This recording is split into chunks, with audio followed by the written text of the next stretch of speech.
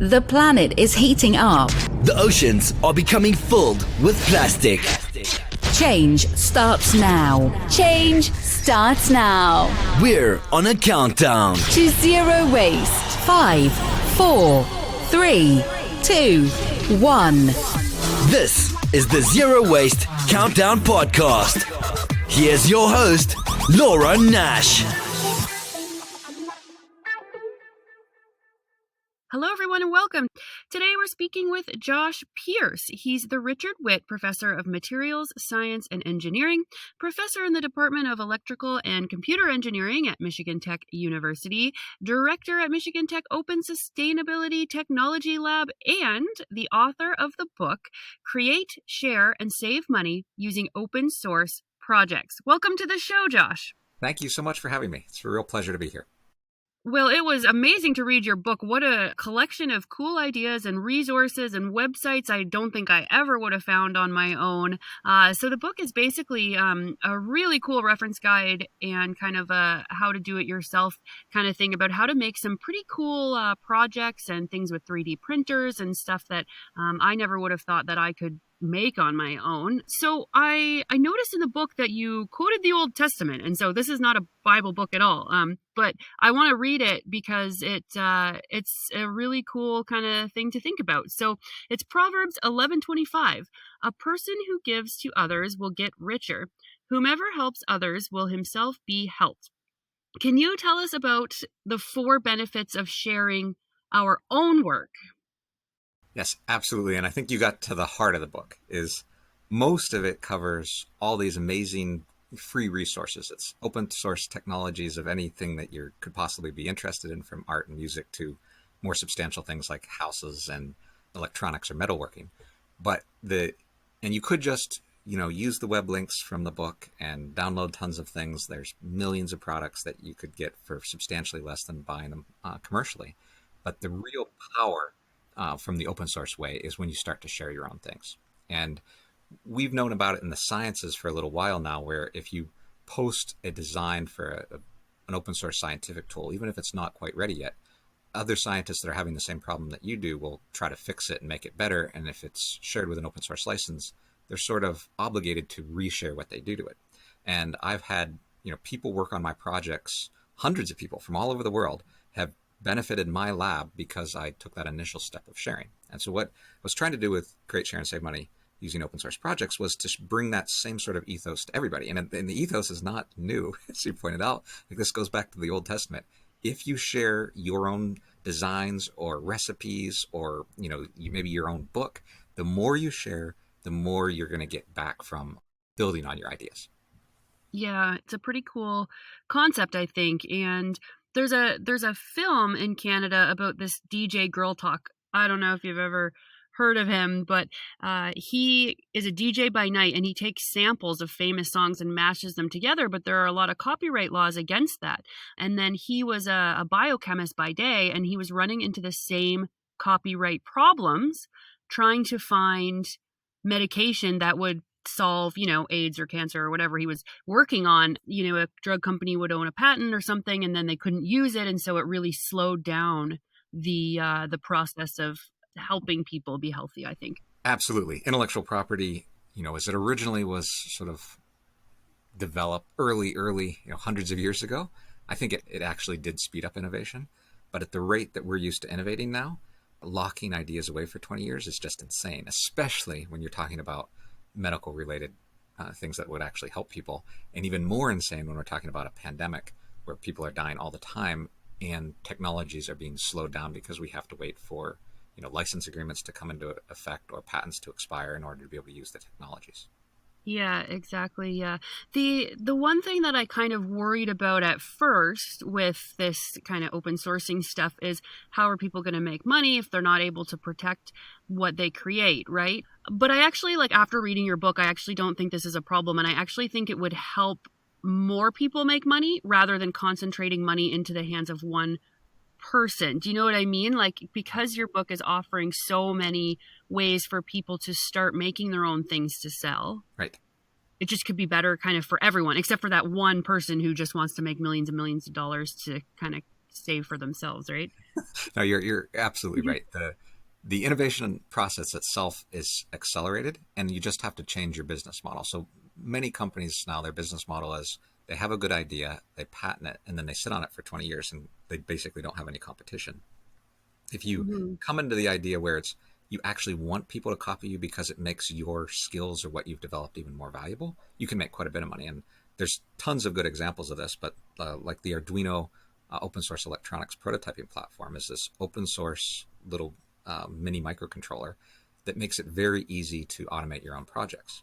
And so that device is completely open source. It's very easy to build off of, and you don't have to be an electrical engineer to use it to be able to automate something.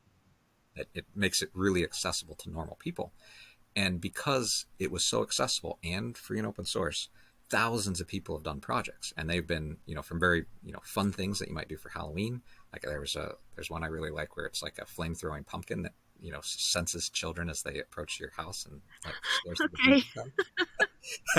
to some like, much more like we use them in the lab all the time to automate scientific tools. And so it's the same tool, the same type of programming, everything is the same. But because of that, Arduino sells thousands and thousands of these little electronic boards, and there are knockoffs that you can buy less expensively. But if you want something that works, and especially if you want one of the new ones, you're definitely going to get it from the company that has a huge database of free designs that you can then build off of. And then they also have a consulting business on the side too. So anytime you're doing something really complicated, you're going to go to the people that know what's going on. And so they're successful business people. They've got lots of money. It's a successful product, but they're encouraging people to use it and share it and to make knockoffs rather than discouraging people. And so it's just a change in mindset. And I think particularly with the large scale distribution of distributed manufacturing tools, the idea that, you can just sit and lock down a product in the future is becoming more and more, it's just a silly way to do it, to have your business operate. Well, even Elon Musk made an open source pledge, and you talked about that in your book a little bit too, right? Yeah, so he's a multi-billionaire that has spent millions of dollars on patents for electric car parts, components, systems, and he open sourced them all. And when it came out, unfortunately, it was a blog post where there was like a grammar error in the title. So no one was quite sure if he was serious, but he was totally serious. And the reason is he was actually brilliant. I mean, Ford went and copied him almost immediately, because if, let's say I start a component manufacturer, I'm a manufacturer of a component that goes into an electric car. Who am I going to build it for? Who am I going to start my business and base it off of? Well, I'm going to base it off of Tesla because it's all open source and I don't have to worry about getting sued. And I'm going to directly feed into his kind of core product. And so he's trying to make Tesla the platform the same way that the Arduino is a platform that we all kind of build and hack upon. And, just making that pledge that we're not going to try to discourage small companies from kind of coming in and working with us makes it much, much easier to work with this company. Now, it would be nice if they started going full scale open source and releasing all of their things as it goes instead of patenting it and then releasing it afterwards. But we're in the beginning of where open source hardware really makes sense. And the olden days when kind of open source software was very popular, where you would have a program and you'd let anyone copy it and use it, that took off like wildfire. And now it basically runs the internet. I know I'm working on a completely open source system now. The vast majority of people use open source all the time, even if they don't know it. Like if they use Amazon or Facebook, or even if they go to McDonald's, there's open source on the back end of everything. And in software, it was easy to see how you would share a program without having any cost. And now with hardware devices like 3D printers, we can share designs with having basically only the cost of materials and electricity. And so it's really pushed it to it's become possible to talk about having a completely open-based innovation ecosystem. Mm-hmm. And your book has a lot of information on 3D printers too. And what I really loved is there was this, oh gosh, I don't know what to call it. It's like a machine that knits, but you put in a computer pattern, and so the loom, if you will, kind of just knits the sweater to the specific specifications that you want it to be. And I thought that was pretty amazing, and really could have some good implications for making clothing that is long lasting. And in the environmental world, we talk about buying local a lot to decrease the travel emissions of sending cheap clothes over on barges that are just going to last for a few months and then be sent to landfill. So if people kind of around the world could make those locally, like use that machine to make clothes locally, I think that could kind of really help the environment as well. So that was one machine that kind of really stuck out. Yeah, and the really neat thing about that machine, that's the open knit machine, is that not only is it completely open source and you can build it and make your own clothes, but many of the components are able to be fabricated on other open source tools. So you buy yourself a $150 3D printer, make most of the components to build your open knit machine, and then you have a clothing factory in your basement. Or, it might not be that everybody wants one of these. And that's where I really like, that's where I think there's opportunity for small businesses to start up, to have machines available for people to use, and really like the kind of maker space or fab lab ethic that's, permeated the globe at this point, where you just go down to your local fab lab and, make something that you wanted, reserve some time on the tool. Yeah.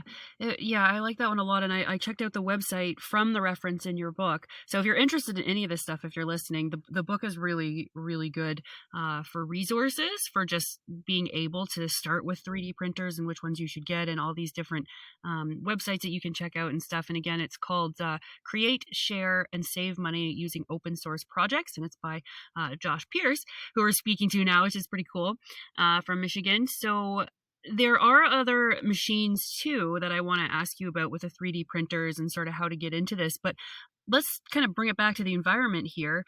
And what is open sustainability?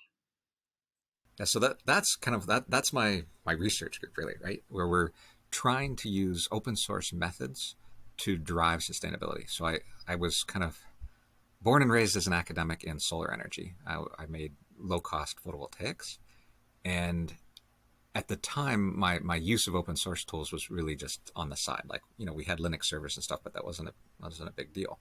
But then when the light bulb really came on for me was with the RepRap project and how you could use it to make scientific tools that could then drive sustainable things. And now, basically our whole lab runs that way, where we make the tools we use to do research, and we make tools specifically to tackle environmental problems. And maybe the best example of that is the recyclebot, and it's a waste plastic extruder that converts, your empty plastic containers, your yogurt cups, whatever you've got, water bottles, into filament that you can then 3D print into whatever product you'd like. And we've done the life cycle environmental analysis on it. It is superior to anything that you can do commercially, because you're cutting out all the embodied energy of transportation, you're cutting out packaging, you're cutting out all the energy to warehouse it, and like you're making materials from your own waste. It could be in your own home or like a makerspace or community center or library, but you're turning waste directly into high value products at potentially your own house. Yeah, that would be amazing, because our recycling trucks, no offense to them, of course, because they're doing a great job, but also it's a source of a lot of roadside litter. Like people, when they put their bins out, a lot of things are blowing away if they're light. And then when they dump them in the truck, they only have a certain time limit that they can spend at each driveway, and then they have to go, right? So yeah, a lot of stuff kind of gets blown away, and then they're big diesel trucks. So if we could cut down on that stuff, it would be pretty amazing. So yeah, the recyclebot is really cool. So you made a pelletizer too, right? Right. So we kind of have the complete tool chain now. This would probably not be for people's basements, but certainly at a maker space where it's like a quasi-industrial plastic shredder. So the idea would be you'd wash the plastic articles if they needed it, throw it in the shredder, and it would grind it up into particles. And then you'd have kind of three choices you could do with it. One, you could throw it in a recyclebot that makes filament, which is just like a long string of plastic spaghetti that would then go into a normal 3D printer. We've been working with fused pellet and fused particle printers, where you then take the shredded plastic and then just dump it right into a hopper and start printing with it directly.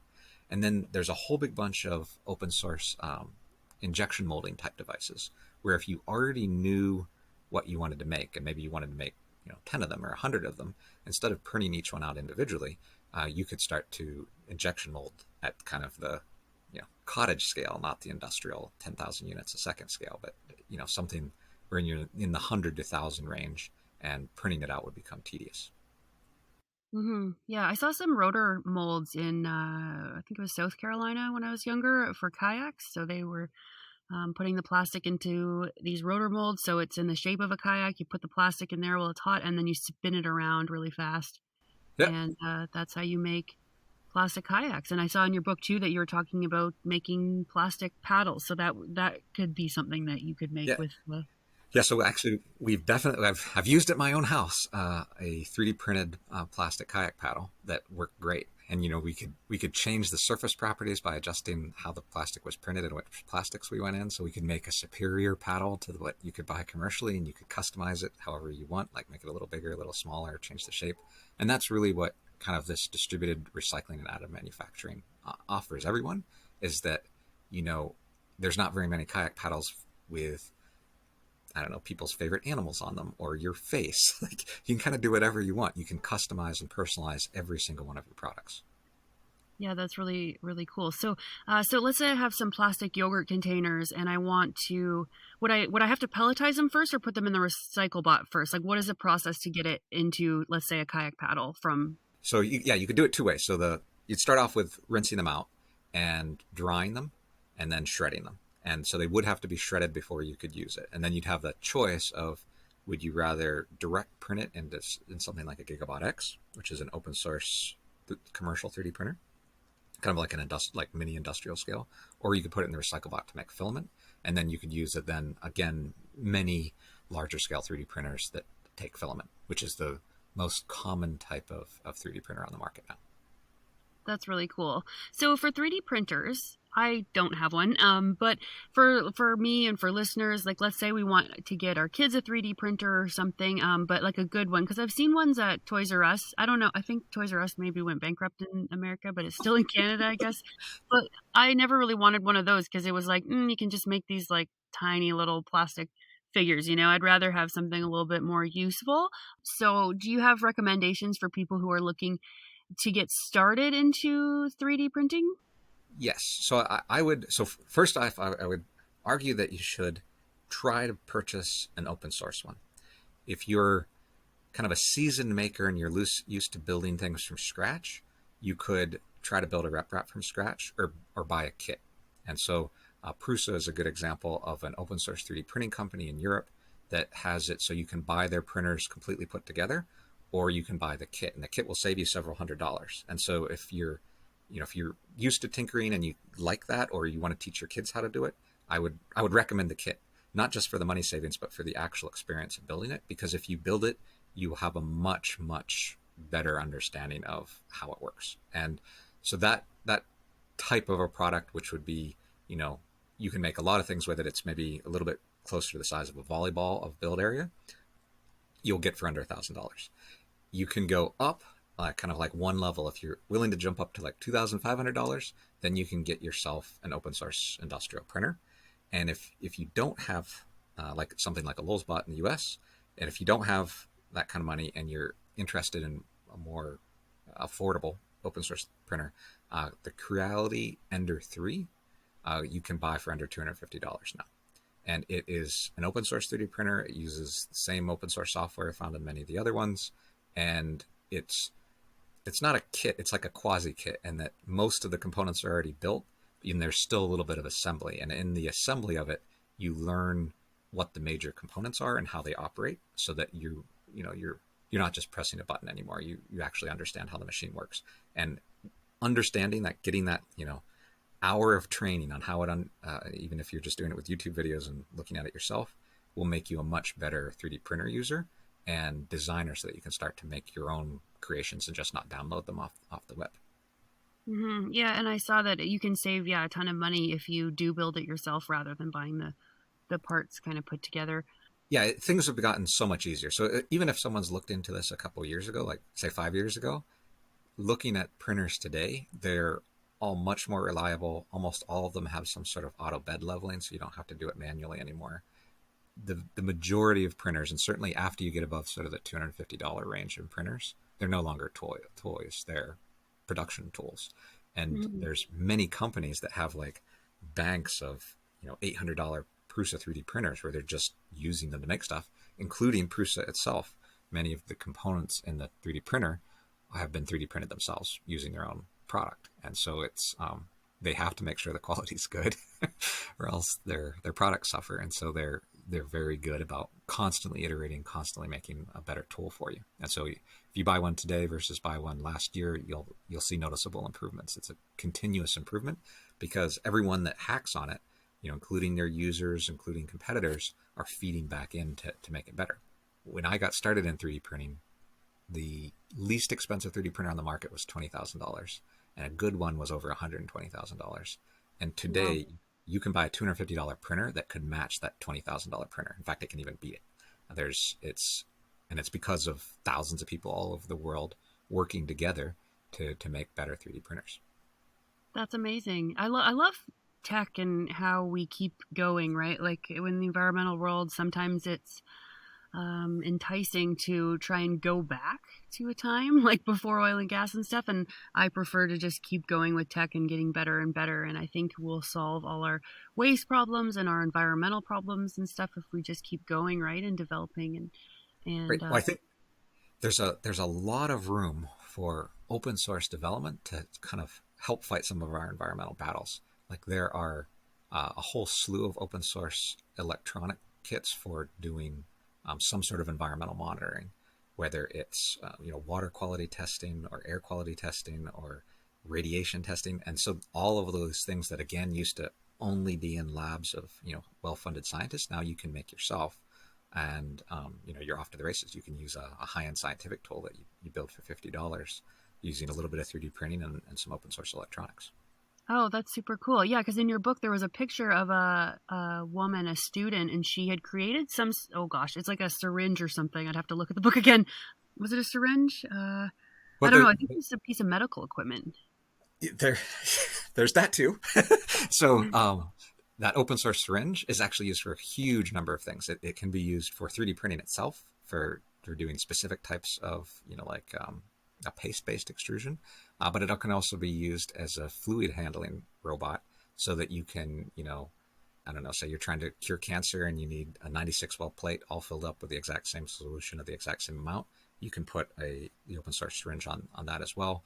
And so that particular device that we developed in my lab has been downloaded thousands of times and saved the scientific community conservatively millions of dollars, because they could make exactly what they wanted with the precision they wanted for far, far less than buying a commercial. That's awesome. So do you think that the future is going to just continue with open source? And do you see anything being developed? So for example, we see that 3D printing has come so far and the price has gone down and everything is doing really well that way. Do you see any leaps and bounds with 3D printing coming up in the future? Sure. I think it's just going to keep going. So the ethos, this kind of sharing open source development of the 3D printers really came about because Adrian Boyer, who was a professor in Britain, open sourced the first RepRap.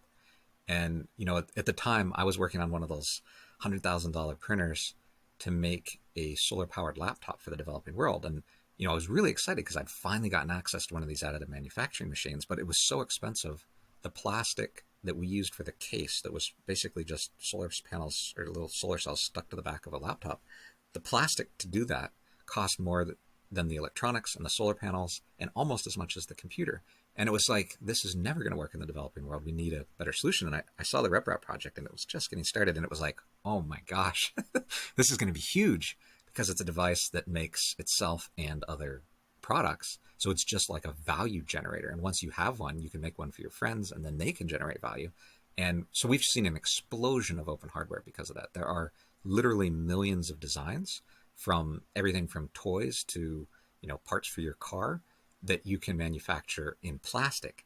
And the real beauty is we have open source methods of making more advanced materials like metals and ceramics as well. And so one of the examples in the book we also developed in my lab was a $1,200 metal 3D printer. And so it can do steel and aluminum, and the steel can go down to maybe, say, a millimeter resolution. So it's not super high resolution, but if you're making, parts for your bicycle or a car, it doesn't have to be beautiful yet. And my group and many other groups are also working on the high resolution. So we are going to have more beautiful versions, I would say, in the near future. And so, all of those products that you currently can download and print in plastic, in the not so distant future, you're going to be able to download and print them in metal.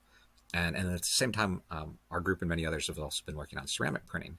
And so some of it's done through like a syringe-based printer where you print it and then fire it. What we've also been working with pre-ceramic polymers, where you take your plastic printer, print out the plastic, and then dip it in this pre-ceramic polymer, and it kind of soaks it up like a sponge. Stick that in the furnace, and then it converts the whole thing into a ceramic. And so that opens up everything you could imagine, like high temperature things to go into space to be used for rockets, to medical applications like you get in a car accident and you need a jaw implant. That is very realistically done with a $250 printer now and a kiln. So these kind of things, I think, will push the cost of everything down, and it's going to push the innovation rate much higher, where everyone can sort of build off the last person's best work, and we'll just get better and better stuff for less and less money. I'm extremely bullish on this. Like, looking at the scientific literature on it, a few years ago there were only a couple open source scientific tools, and now there's hundreds, and they're coming out at the rate of hundreds a year of better and better and more advanced tools. And that's just within science, all of which will push the cost of doing science down and make it more accessible to more people. So if you're interested in doing backyard science or citizen science, that's totally available now, I would say, for like the average North American. And we're pushing the cost down to get to, the average African, for example. Yeah, because we talk about in Africa, there's like a gap, right? Like, we want them to go right to clean energy if they're not even using coal plants and stuff like that, right? So I think that happens with tech as well, that maybe they can skip some of the stages that we've had to go through that create a lot of garbage or something as you're developing computers, you're developing products, right? To get to like a really efficient product, if that makes sense. So that's kind of neat. No, absolutely. And there's I think there's a huge amount of leapfrogging available after you're sort of plugged in. So most of the world now has access to internet, and there's still a lot of people without electricity, but they have at least some access to electricity. It's not like they don't have it. Might not be on the grid, but they have some access, whether it's purchasing batteries or being able to plug in and charge something up. And the cost of solar has come down so much now that more or less everywhere it's the least expensive form of generating electricity. And so when you start coupling these technologies together, one of the early students in my lab is now a professor in Zimbabwe. He made the first solar-powered Delta-style rep wrap, and his idea was you take a duffel bag with a 3D printer in it and open it up, pull out a couple solar panels, and now you've got a manufacturing plant anywhere in the world that you want. And if you have a USB stick with a couple thousand designs on it, you can make a huge range of medical products for industry, products just to sell to people like average consumers, in the middle of nowhere. So anywhere that you could get that duffel bag, you could start manufacturing. Several years later, we did an open source solar powered recyclebot. And once you've got those two technologies, coupled with sort of our universal access to waste plastic, we can start manufacturing real valuable products anywhere. So the solar panels are enough to power the printers? Oh, for sure. All the systems that we've designed have had some small battery backup systems, just to like even out the power, because you wouldn't want your printer dying when a cloud goes over top of the sun. Like, they basically use the same amount of power as a laptop. It's very low. Yeah, well, this would be a good idea, I think, for the Amazon jungle, because I'm so worried about all the plastic garbage that's going into that river. I love it down there, but they've got a really big plastic waste problem and a poverty problem, unfortunately, as well. So it seems like this could maybe be a good kind of enterprise for people down there that want to clean up that shoreline plastic, but then make something that they can start a business with, right, by selling different parts or things that people need. Yeah, and it would be products that the local people were interested in or needed. Yeah, exactly. Yep. Yeah. We don't have to do the market research here and do the designs here. They can be done everywhere, really, anywhere where people have access to the tools. And localized, which is really cool. Yeah.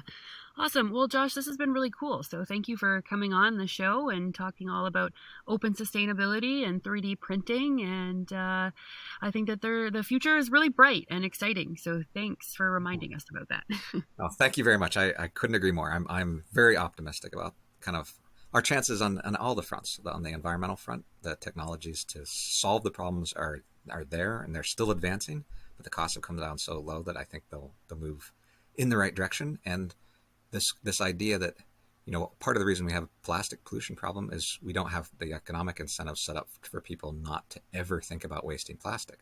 But when you start seeing it as a resource that you can turn it into valuable products at home, there's no reason you would ever, throw a plastic container out the window. You're going to try to collect them and then use them for yourself. And if everybody has access to those tools and access to plans to make things better for themselves, I think we're headed towards maybe not a utopia, but certainly a slightly better version of what we've got right now. Awesome. Yeah, it's very, very exciting, I think. Well, thank you. That was Josh Pearce from the Michigan Tech University. He wrote a book called Create, Share, and Save Money Using Open Source Projects. Change starts now. This is the Zero Waste Countdown Podcast.